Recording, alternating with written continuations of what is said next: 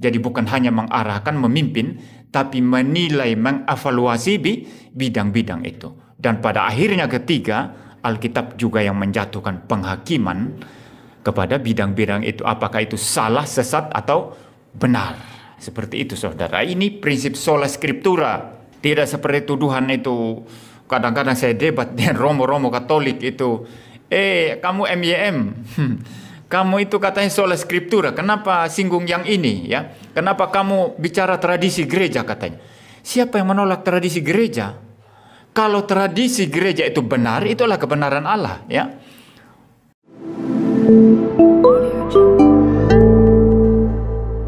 Salve fratres, welcome back into the jungle of Protestantism. Ada video terbaru dari Pak Pendeta yang terhormat MYM ya. Tapi saya bermaksud menanggapi bukan untuk Pak MYM pertama-tama, bukan untuk Pak MYM. Saya bukan tipe orang yang suka ad hominem.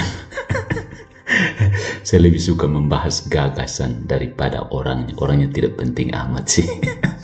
Tapi orang Katolik itu penting, makanya saya berjuang untuk memberikan tanggapan ini. Oke. Kalau membahas apapun hanya Alkitab saja. Jadi kalau kita nanti bicara merujuk kepada filsafat atau ekonomi atau politik, kamu orang reform kan hanya sola scriptura, ngapain kamu ngomong yang lain begitu ya? Itu salah. Sola scriptura itu paling penting dan paling utama itu adalah bagaimana Alkitab itu menjadi otoritas mutlak satu-satunya atas iman orang percaya, atas doktrin orang percaya, dan atas kelakuan praktis orang percaya ya. Alkitab yang menjadi otoritas mutlak atas iman kita. Kedua, atas doktrin pengetahuan kita, itu juga Alkitab yang berotoritas mutlak. Ketiga, kelakuan praktis. Kalau kita kaitkan dengan filsafat ini artinya kita berbicara metafisika, kita bicara Tuhan ya. Tuhan siapa yang kita percaya? Tuhan Allah Tritunggal yang kita kenal dalam Tuhan Yesus Kristus. Itu iman kita. Kedua, dalam hal pengetahuan ya, kalau bicara filsafat, epistemologi kita, bagaimana mengetahui tentang Allah itu, bagaimana belajar tentang Allah, dan bagaimana kita memahami sifat-sifat Allah, kita paham doktrin-doktrin Kristen, itu juga standarnya Alkitab yang berotoritas mutlak. Ketiga, secara etika atau moral, ya, Alkitab yang memimpin kehidupan kita. Itu maksudnya saudara. Kedua, Alkitab yang menilai bidang-bidang yang lain itu. Jadi bukan hanya mengarahkan, memimpin, tapi menilai, mengevaluasi bidang-bidang itu.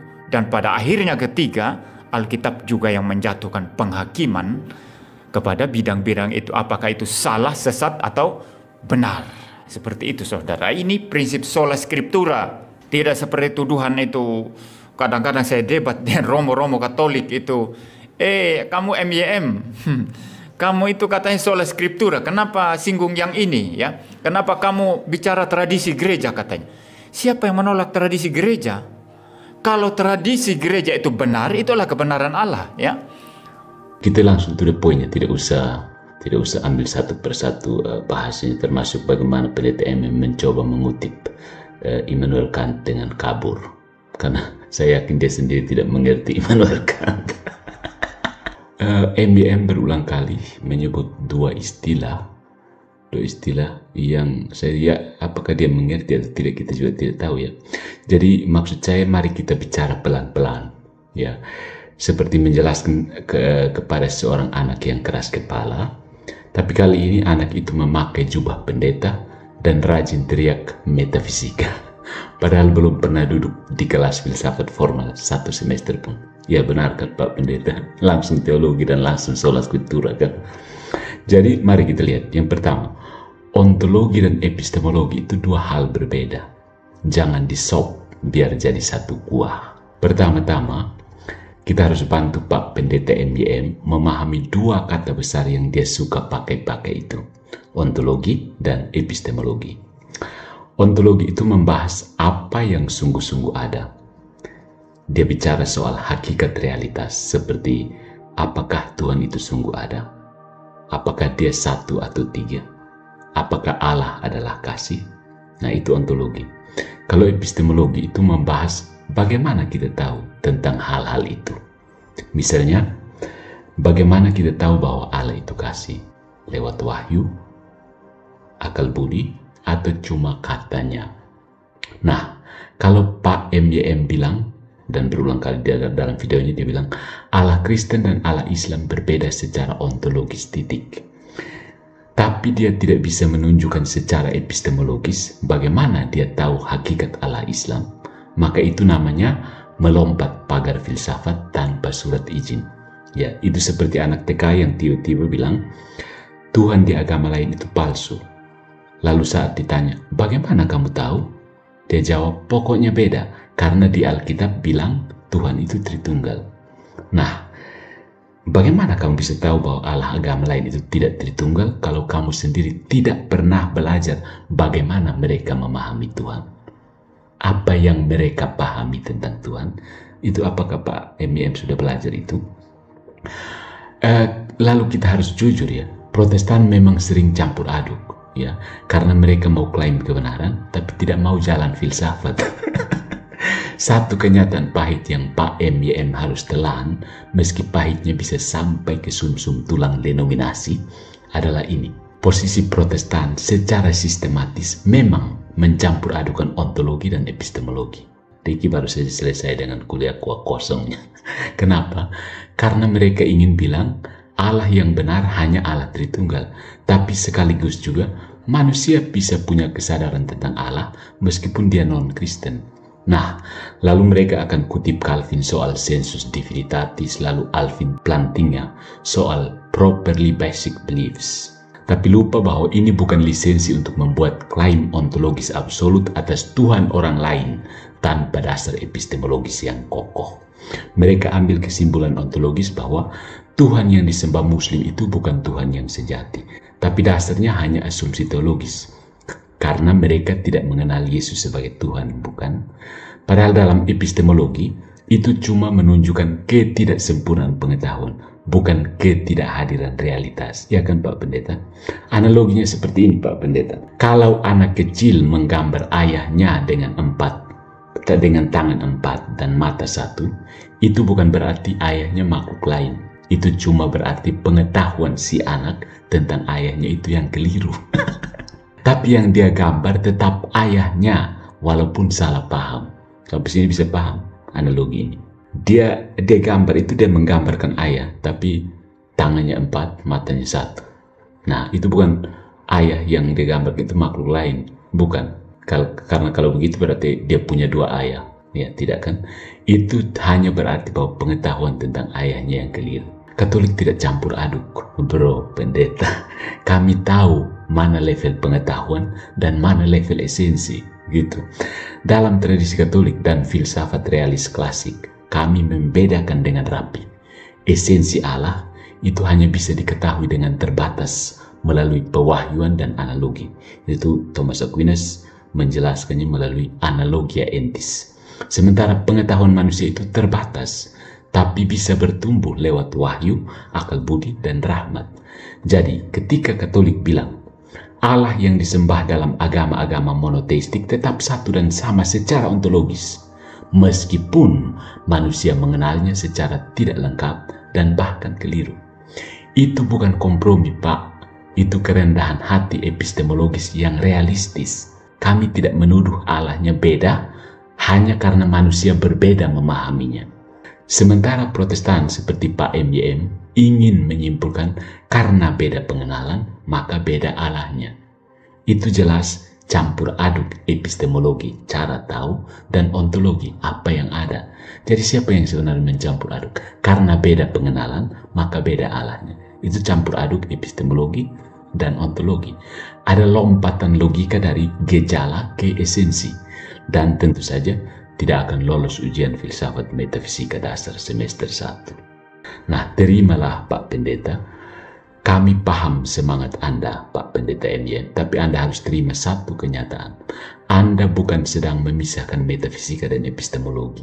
Anda justru memperkosa keduanya dan mencampurnya dalam mangkuk retorika yang penuh amarah. Jadi, daripada terus memaki bodoh, Sambil mengulang istilah yang tidak Anda pahami, lebih baik Anda duduk sebentar, buka Summa Theologiae, dan pelajari bagaimana gereja mengajarkan kita membedakan antara yang kita tahu, bagaimana kita tahu, dan apa yang sungguh-sungguh ada.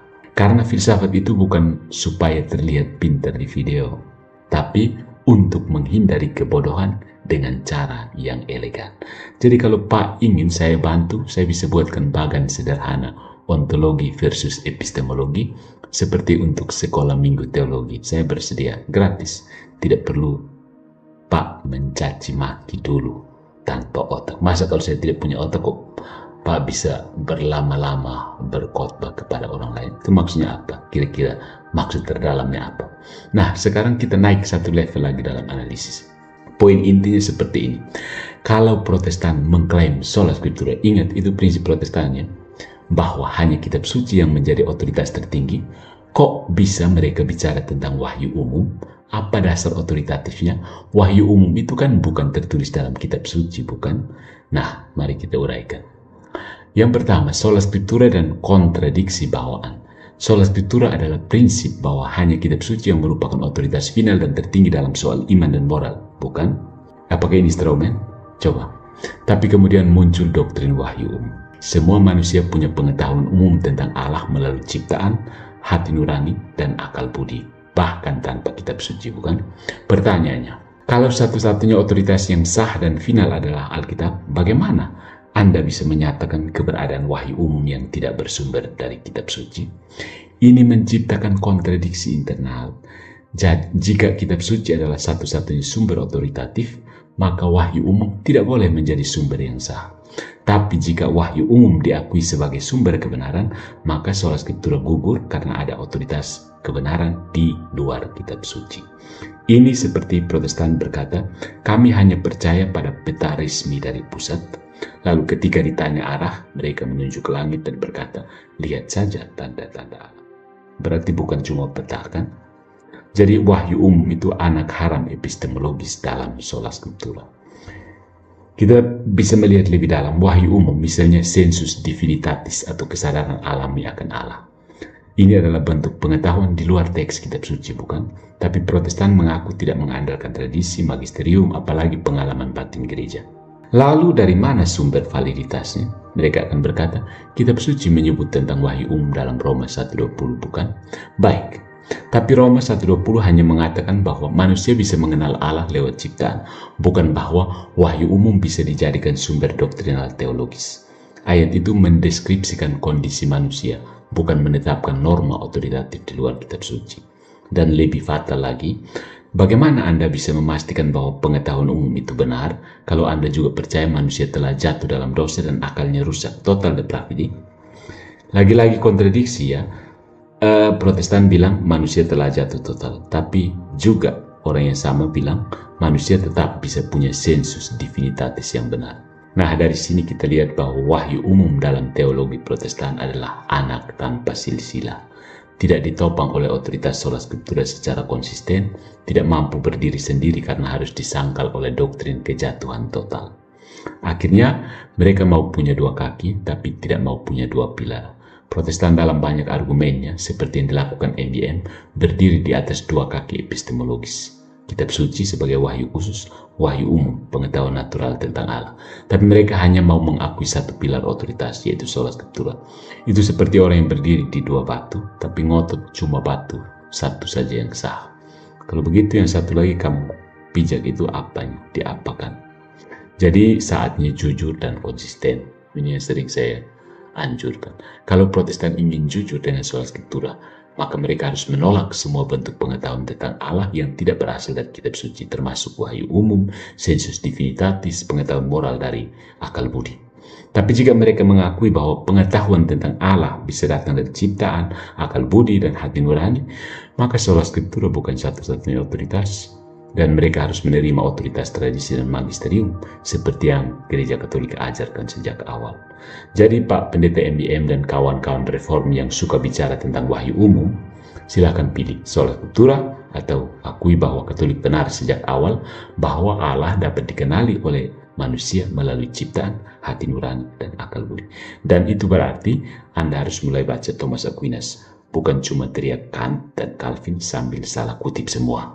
Ya, kalau Anda bersedia, saya bisa bantu buat infografik juga berjudul Sola Scriptura versus Wahyu Umum, diagram kontradiksi Protestan, supaya umat awam bisa langsung paham bahwa yang kelihatannya reform itu ternyata reform tapi rapuh. Ya, mari saya tunjukkan beberapa kesalahan logika pendeta MBM. Jadi MBM video terakhirnya banyak sekali bersemangat mencaci Patrice Allegro ya. Dia berulang kali mengatakan seperti ini, masa nggak punya otak, atau bentuk serupa kepada Patrice Allegro.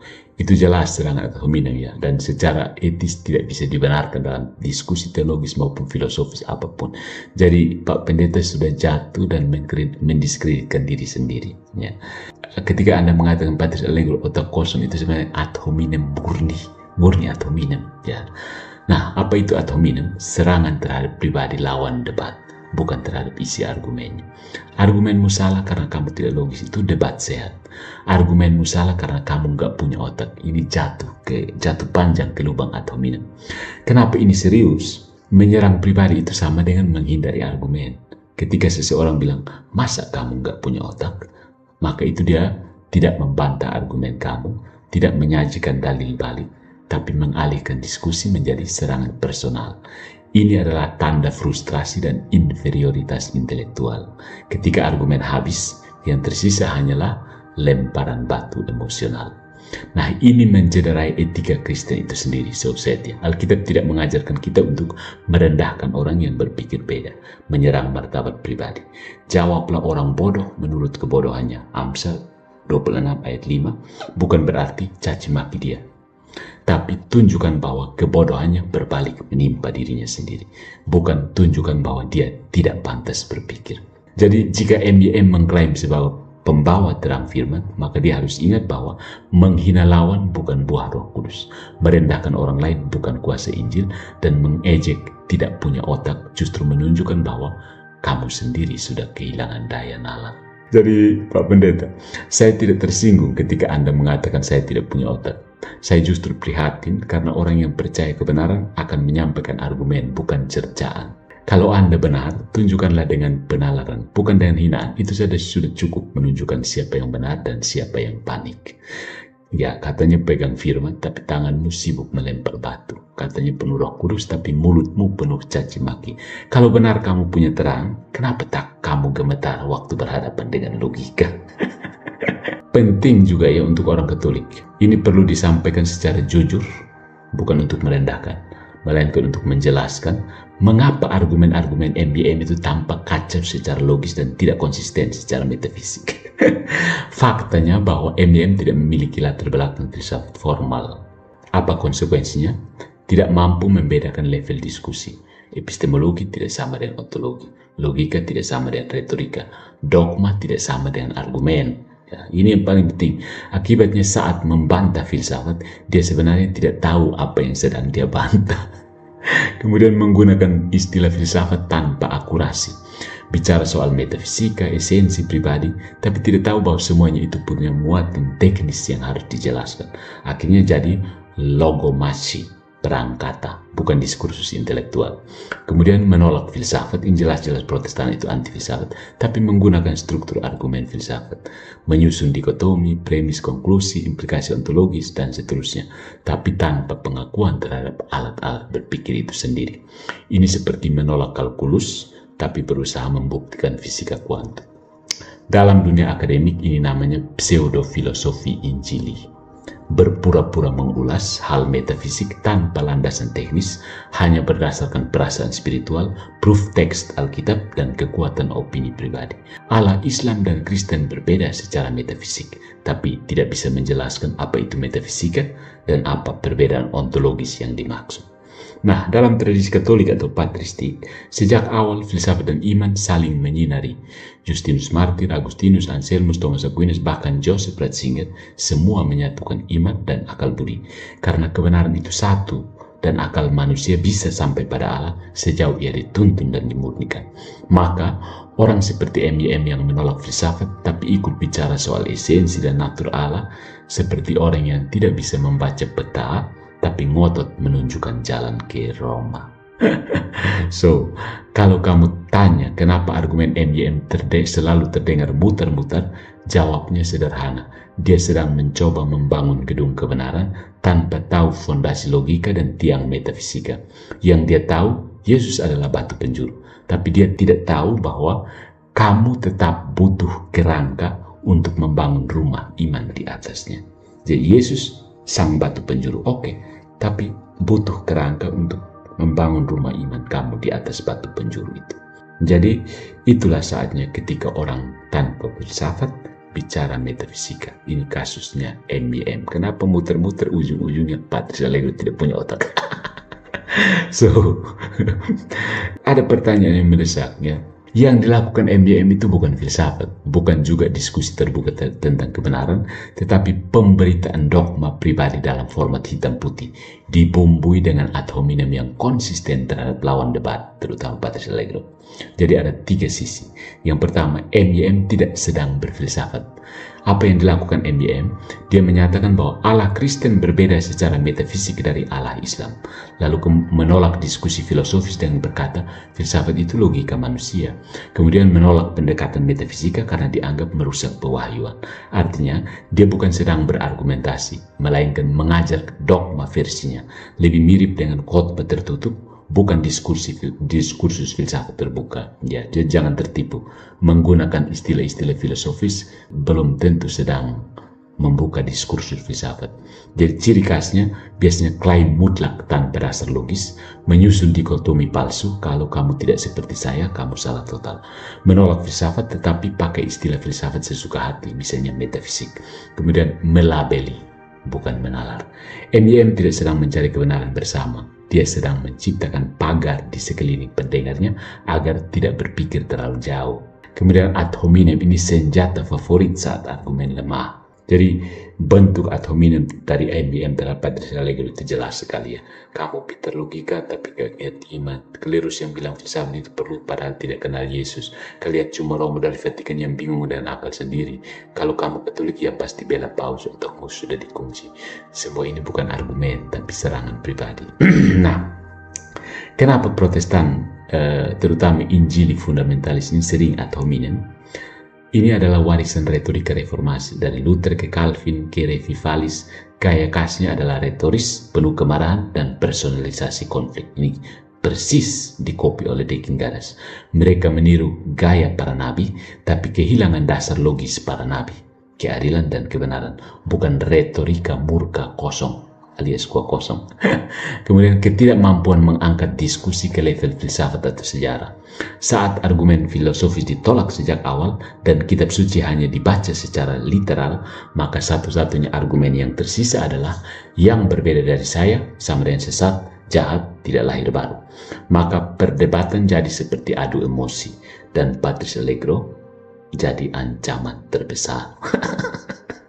Kemudian inferioritas intelektual yang disamarkan sebagai superioritas spiritual. Saya nggak perlu belajar filsafat, Roh Kudus langsung bimbing saya. Bisa dibaca seperti saya tidak mau diuji. Kalau saya kalah logika, saya menang roh. Ini semacam tameng spiritual terhadap semua bentuk kritik intelektual. Jadi MYM sebenarnya tidak berfilsafat, dia berkhotbah tentang dogmanya sendiri. Dia sering menyerang pribadi karena tidak punya kerangka logis filosofis yang cukup. Protestan Injili ini memakai ad hominem karena mereka menolak diskusi metafisik, mereka mewarisi retorika agresif dari reformasi, dan mereka merasa iman harus steril dari intelektualitas. Kalaupun intelektualitas yang dimaksud adalah mengutip orang-orang yang bisa mendukung dogma mereka. Jadi kalau kamu tidak bisa lawan argumennya, lawan saya sebagai pribadi.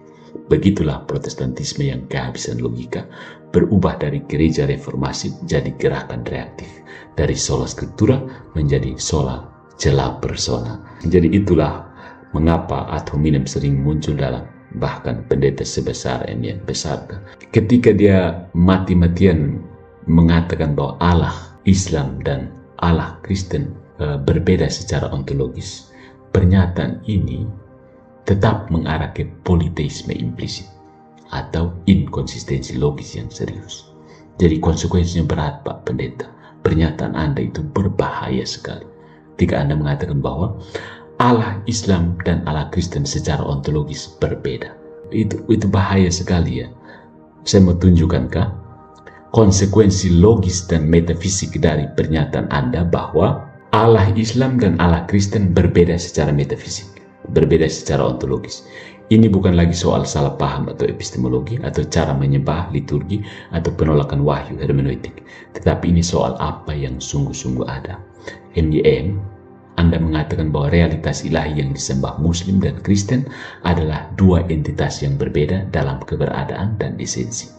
Konsekuensi logis dan metafisiknya politeisme, dua Tuhan yang sama-sama real, Tuhannya Kristen dan Tuhannya Islam. Jika A dan B berbeda secara metafisik, maka mereka tidak identik dalam esensi. Maka tidak mungkin satu realitas yang sama. Jadi implikasinya ada dua entitas ilahi.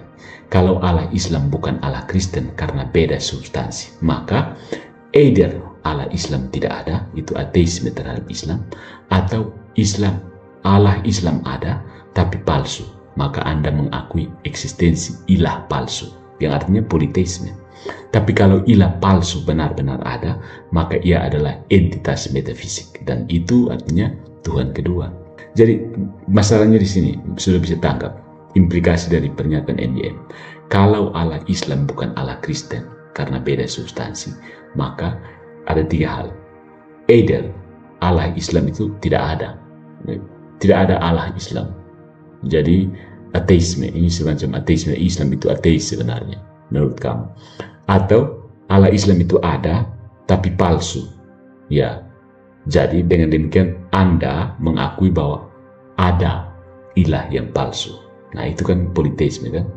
Kemudian kalau ilah palsu itu benar-benar ada, maka ia adalah entitas metafisik. Dia ada sebagai sesuatu yang metafisik, dan itu artinya sama dengan Tuhan kedua. Tuhan yang tidak kamu percaya. Tuhan itu ada, tapi kamu tidak percaya Tuhan yang itu. Kamu percaya Tuhan yang ini. Begitu kan Pak Pendeta? Nah, ada inkoherensi dalam monoteisme. MYM mengklaim mempertahankan monoteisme Injili, tapi dengan menyatakan dua keberadaan ilahi. Ia merusak prinsip dasar iman monoteistik. Tiada Allah lain selain aku. Yesaya 45 ayat 5. Jika ada dua yang disembah sebagai Allah, Allah Islam dan Allah Kristen, dan keduanya real tapi berbeda secara esensial, maka Pak Pendeta sedang membelah esensi ilahi, menetapkan bahwa ada lebih dari satu being yang layak disebut Allah, dan ini bukan sekedar bidat, itu pembatalan Shema Israel dan seluruh dasar iman Kristen. Bahaya sekali ya. Jadi ini adalah implikasi epistemik yang kacau. Jika MYM yakin bahwa Allah hanya bisa dikenal melalui wahyu secara penuh, maka dia harus mengakui orang di luar Kristus tidak bisa mengenal Allah sama sekali. Maka Abraham, Musa, bahkan Yesaya, tanda seru ya, tidak mengenal Allah karena belum mengenal Kristus sepenuhnya. Belum mengenal Tritunggal kan?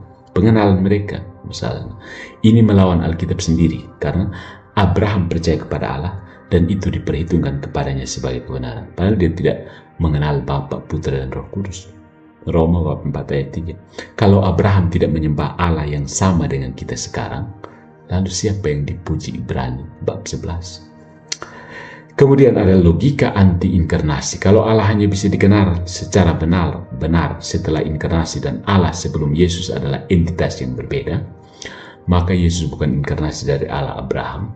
Maka Yesus tidak memenuhi janji Allah perjanjian lama, dan Yesus bukan Mesias tapi manifestasi Tuhan baru.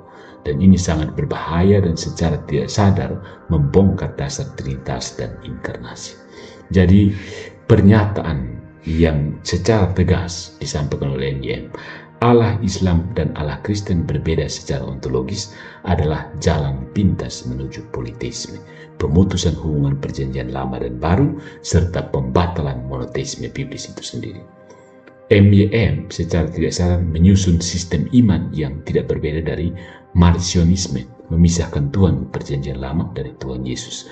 Kemudian menolak prinsip analogi entis, itu artinya ada hubungan antara ciptaan dan pencipta. Kemudian membuka pintu ke panteon baru. Tuhan Kristen, Tuhan Islam, Tuhan Yahudi, Tuhan Gnostik, semua beda esensi, semua beda secara ontologis. Jadi ketika MYM berkata bahwa Allah Islam dan Kristen berbeda secara metafisik, dia bukan sedang mempertahankan iman, dia sedang memproduksi Tuhan-Tuhan baru. Dan anehnya, dia melakukannya sambil membawa Alkitab. Kalau kamu setuju, ya setuju dengan hal ini, silahkan. MYM dan proyek politeisme evangelikal. Ya.